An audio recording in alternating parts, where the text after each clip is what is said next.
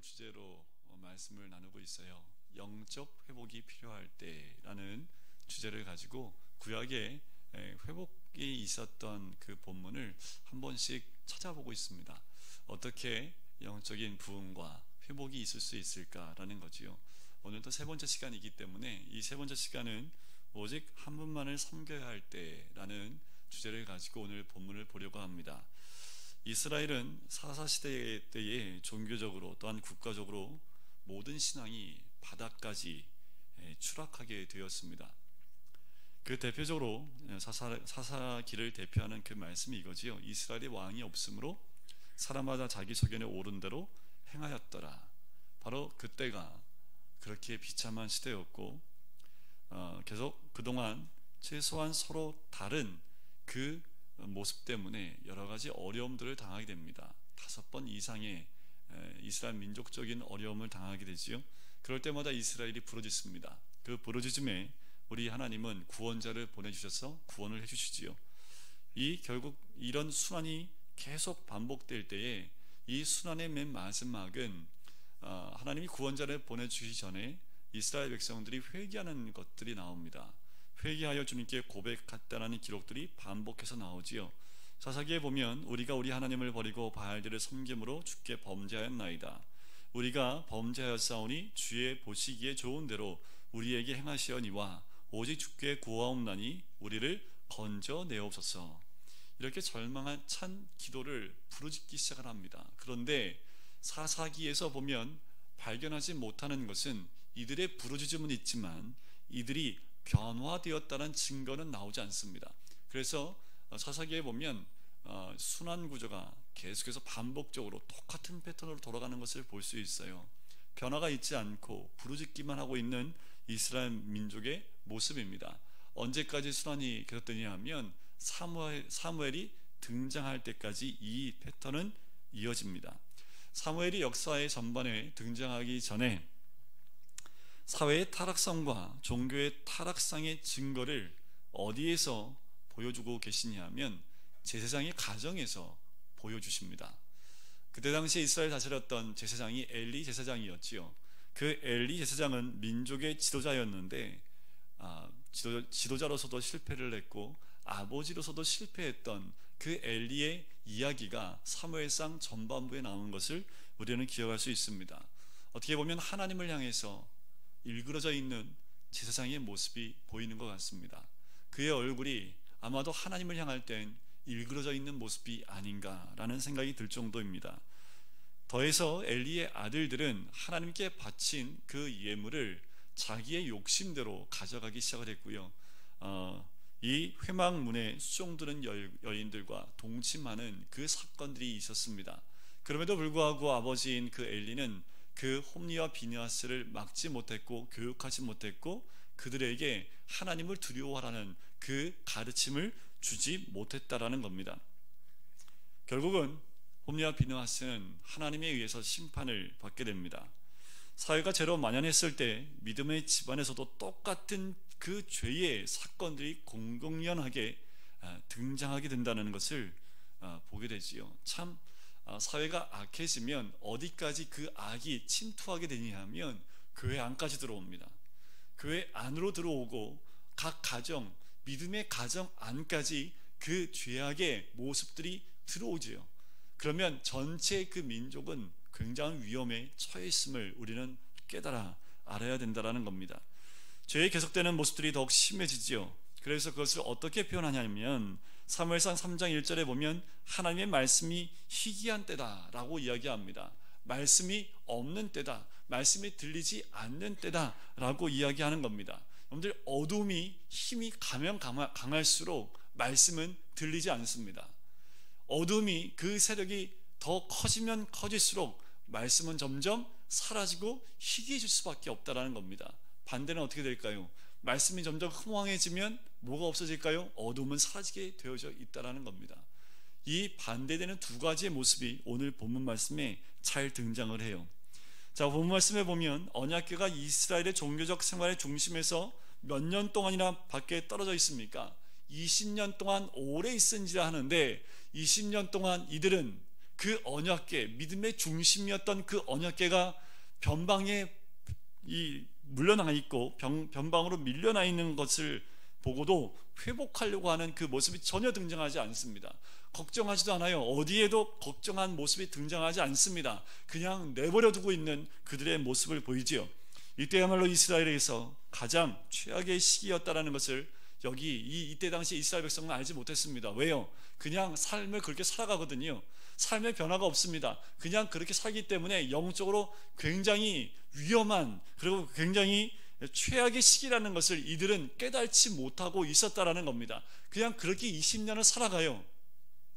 굉장히 이 민족적으로 이스라엘 백성들한테는 굉장히 위험한 때인데도 이들은 그 위험을 깨닫지 못한다라는 거지요. 무엇을 통해서 알아요? 신앙의 중심이었던 언약궤가 중심에서 밀려나 변방에 있는데도 어느 백성 한 명도 그것에 대해서 언급을 하지 않고 있다라는 겁니다. 그런데 우리의 삶의 중심에 말씀이 변방에 나가 있다면 우리는 깨어 있어야 됩니다. 다시 그 말씀을 붙잡으려고 발버둥을 쳐야 됩니다.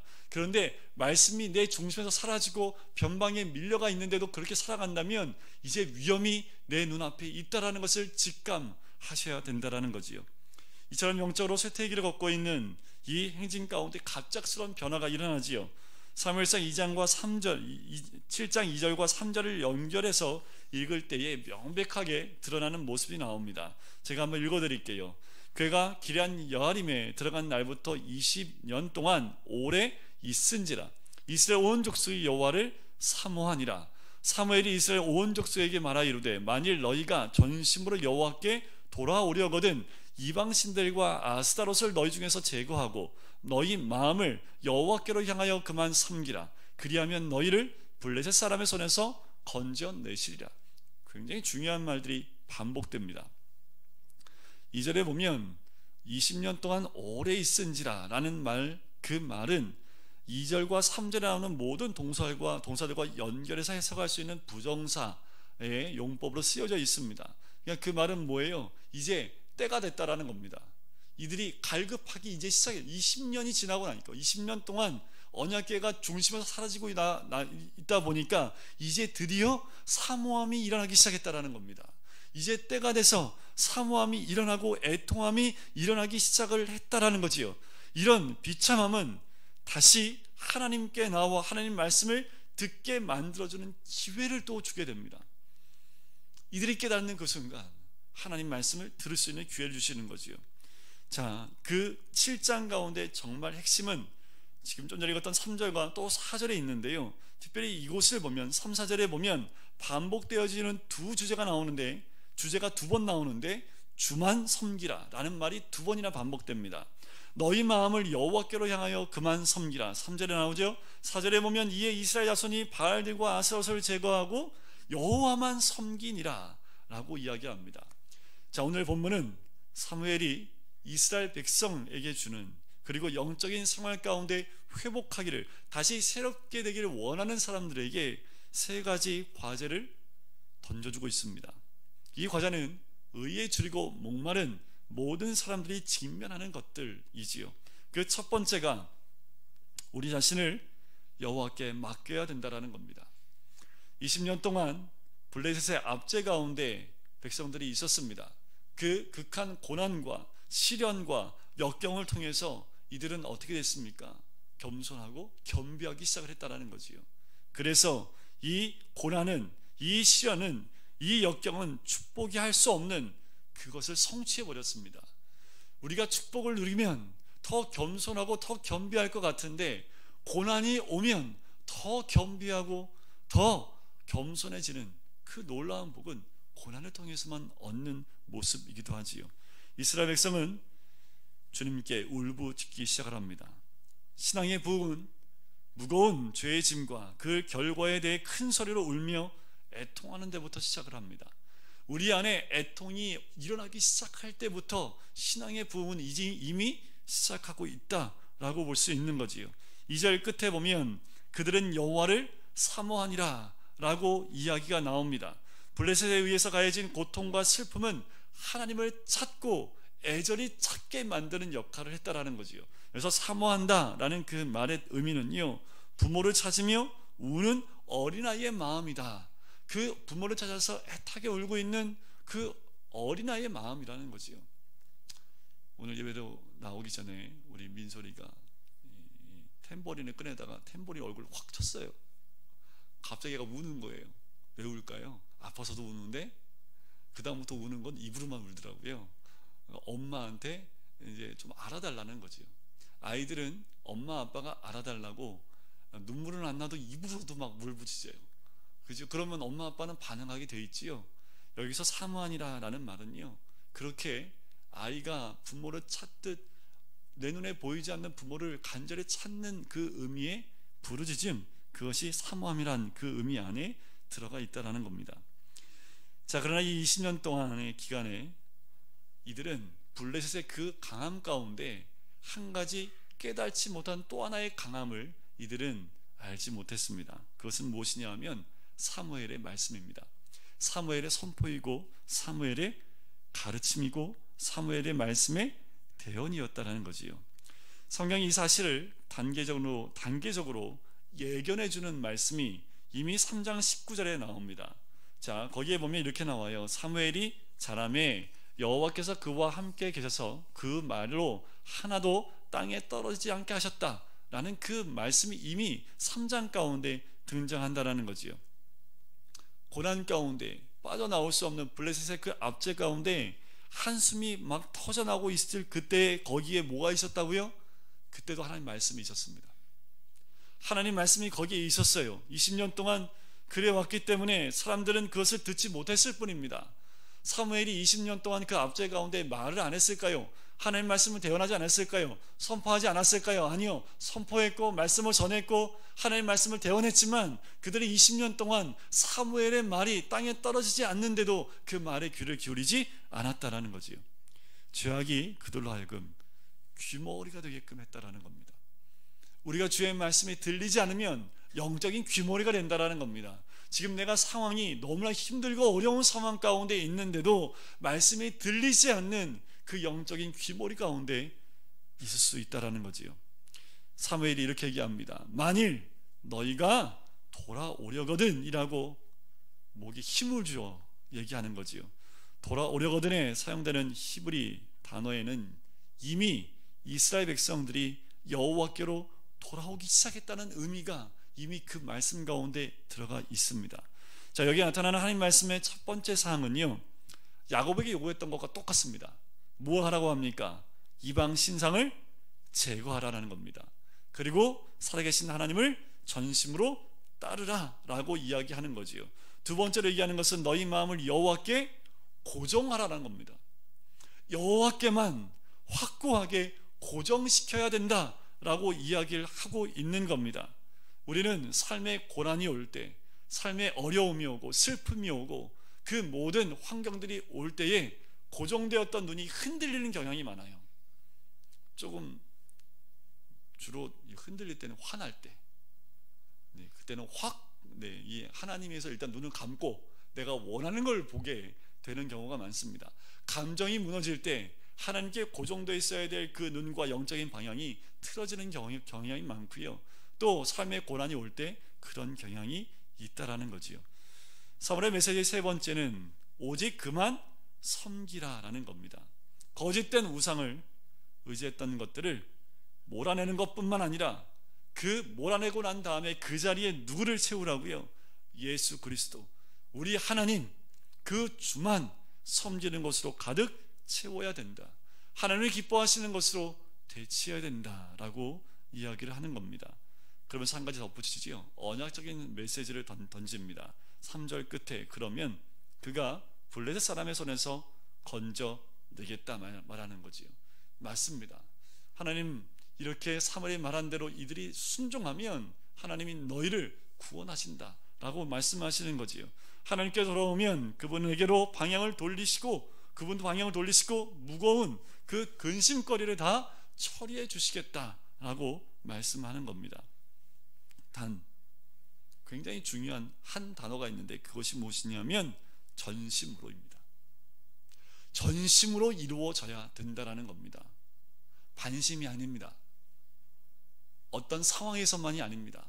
나의 삶 전체에서 온 마음, 그 모든 것을 다하여 주만 전심으로 섬기는 그 마음이 되어야 된다는 거지요. 하나님은 신앙 부흥을 위해 우리의 내적 존재, 내적 전체가 당신에게 맡겨지는 것 외에 그 어떤 것도 원하지 않는다라는 겁니다. 신앙의 부흥, 영적 부흥과 회복은요, 우리의 모든 전인격이 하나님께만 온전히 향해져 있을 때 이루어지는 것, 그것이 신앙의 부흥이고 영적 부흥인 줄 믿습니다. 두 번째 과제는 우리는 여호와께 우리의 죄를 고백하고 기도해야만 한다는 거지요. 5절부터 9절까지 나오는 내용인데요, 여러분들 오늘 아침에 나가보니까 오늘 비가 오든 눈이 오든 뭐가 오겠다는 거 아시겠죠? 그죠? 바람도 불고 구름도 많이 끼고 산한데 언제 오나 했더니 여지없이 오전 10시 넘어가니까 조금씩 내리더니 12시 되니까 아주 그냥 어마어마한 눈이 내리지요. 대기의 변화를 통해서도 일기를 예보할 수 있습니다.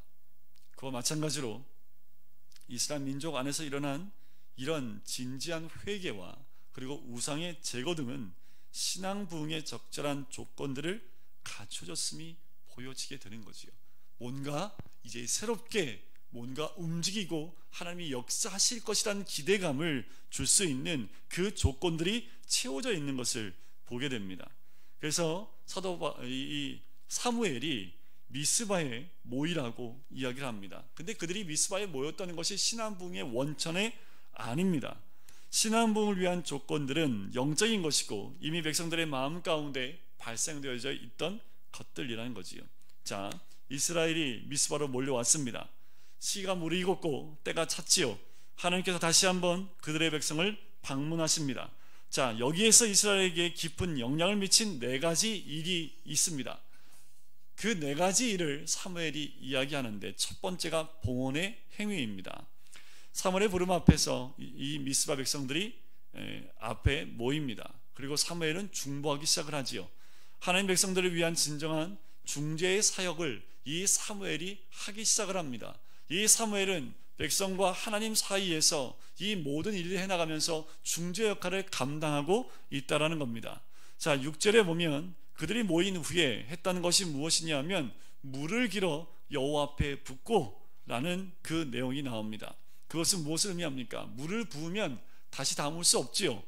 어떻게 하는 겁니까? 그들의 삶 전체의 위탁을 이 같은 열망으로 상징하는 거죠. 모든 회개, 깊은 회개, 그들의 죄 때문에 느끼는 굴욕을 상징하는 그 모든 것을 다 쏟아붓는다라는 것을 의미합니다. 다음에 이어지는 것이 금식이었습니다. 육체의 고통도 함께 동참하면서 자진해서 음식을 먹지 않습니다. 세 번째는 우리는 여호와께 죄를 지었다라고 고백을 하는 거지요. 죄는 그 뿌리에서부터 하나님의 거룩함을 거부합니다. 죄는 하나님과의 관계를 파괴시키고 그 하나님과의 사랑 가운데서 단절시키는 역할을 하는 것이 죄이기 때문에 이스라엘 백성이 그 죄에 대해서 고백하기 시작을 합니다. 마지막 4번째 특징은 미스바에 모여있는 그들이 사무엘이 그들을 다스린다라고 6절 맨 끝에 이야기합니다. 미스바에서 이스라엘 자손을 다스리니라. 이 다스린다라는 말은 판단했다라는 의미를 의미합니다. 바로 말씀으로 이스라엘 민족을 다스리고 통치했다라는 거지요. 영적인 회복을 이루어가고 있는 이스라엘 민족을 이제 사무엘은 말씀을 통해서 통치하고 있고 말씀을 통해서 이들을 다스리기 시작했다라는 그 의미가 오늘 여기에 사무엘이 그들을 다스렸다라는 말 안에 들어가 있는 거지요. 사무엘이 약속했다는 것처럼 이렇게 얘기하지요. 내가 너희를 위하여 여호와께 기도하리라. 신앙 부흥에는요, 이 기도 사역을 빼놓을 수가 없습니다. 우리가 영적 부흥이 일어날 때 가장 먼저 주님 앞에 무릎 꿇고 기도하는 모습이 회복돼야지 그 기도와 함께 신앙의 부흥은 함께 동참해 가게 된다라는 거지요. 하나님과의 바른 관계를 맺는 것과 은혜 안에서 성장해 가는 것, 이것이 우리가 또 한 가지 기도해야 될 가장 중요한 기도의 제목입니다. 현재 우리가 당면하고 있는 그 어려움을 해결해 달라는 기도도 당연히 중요합니다. 현재 블레셋에게 그렇게 고난받고 있는 것에서 해방되어지는 것, 기도 제목 당연합니다. 하지만 기도는 거기에 머물러 있는 것이 아니라 하나님과의 바른 관계 가운데 더 깊이 들어가기 위한 기도의 제목이 있어야 되고, 또한 우리의 영적인 성장과 성숙을 위한 기도도 함께 들어가야 된다는 겁니다. 신앙 부흥은 삶이 계속적으로 새롭게 되는 것을 의미하기 때문에 그렇습니다. 그런데 정말 중요한 건 뭐냐면요, 성령이 역사하시면 또 뭐가 역사할까요? 성령이 역사하면 여지없이 사단이 역사합니다. 하나님이 강하게 역사하셔서 생명이 막 일어나는 곳은요, 여지없이 사단이 그 모든 걸 깨닫고요, 똑같이 강한 힘으로 역사하기 시작한다라는 거죠. 그래서 어떻게 합니까? 마귀가 누구를 불러들여요? 블레셋을 불러들입니다. 그래서 블레셋이 미스바에 이스라엘 민족이 모였다는 얘기를 듣고 어떻게 해요? 치러 공격하러 올라오는 모습을 보게 되지요. 8절을 보세요. 당신 우리를 위하여 우리 하나님 여호와께 쉬지 말고 부르짖으시오 우리를 블레셋 사람들 손에서 구원하시게 하소서라고 간구합니다. 지도자인 사무엘에게 부르짖는 중보기도를 요청하는 거지요. 여러분들 참 중요합니다. 이것이 얼마나 중요한지요, 이들이 전쟁이 눈앞에 있습니다. 영적인 회복이 다시 하나님으로 충만해지고, 또한 하나님이 부어주신 그 은혜로 충만해지는 그 순간에 가장 두려워하는 존재가 전쟁을 일으켜 들어올 때에 그들은 바로 싸우러 나가지 않습니다. 전쟁을 나가기 전에 사무엘에게 요청하지요. 우리를 위하여 기도해 달라고 요청합니다. 여러분, 하나님이 세운 종에게 중보기도 요청하는 거 참 중요합니다. 어떤 어려움이나 어떤 문제를 해결하기 위해서 나아갈 때 여러분들 스스로 기도하고 나가겠지만, 하나님의 종이었던 사무엘에게 기도를 요청했던 것처럼 하나님이 세우신 종에게 중보로 기도를 요청하는 것이 너무도 중요하다라는 거지요. 제사장으로 사무엘은 백성들 위해서 두 가지 일을 하나님 앞에서 행합니다. 9절에 나오지요. 9절에 보면 우리 9절 한번 같이 읽어볼까요? 같이 읽겠습니다. 시작. 사무엘이 젖먹는 어린 양 하나를 가져다가 온전한 번제를 여호와께 드리고 이스라엘을 위하여 여호와께 부르짖음에 여호와께서 응답하셨더라. 자, 사무엘이 두 가지를 합니다. 그게 뭐였습니까? 기도와, 부르짖는 기도와 어린 양의 희생 제물이었습니다. 온전한 번제를 드려요. 그냥 일반 제사장이 드렸던 그냥 번제가 아니라 온전하게 드린 번제로 나아갔다라는 겁니다. 그리고 사무엘이 그 중간에서 부르짖으며 기도했다라는 거지요. 지금 블레셋과 싸우러 나가는 백성들이 나가고 있는 그 사이에 이 사무엘은 뒤에서 여호와께 울부짖고 기도하며 온전한 번제와 제사를 드릴 때에 9절 맨 마지막에 여호와께서 어떻게 하셨다고요? 응답하셨다라는 겁니다.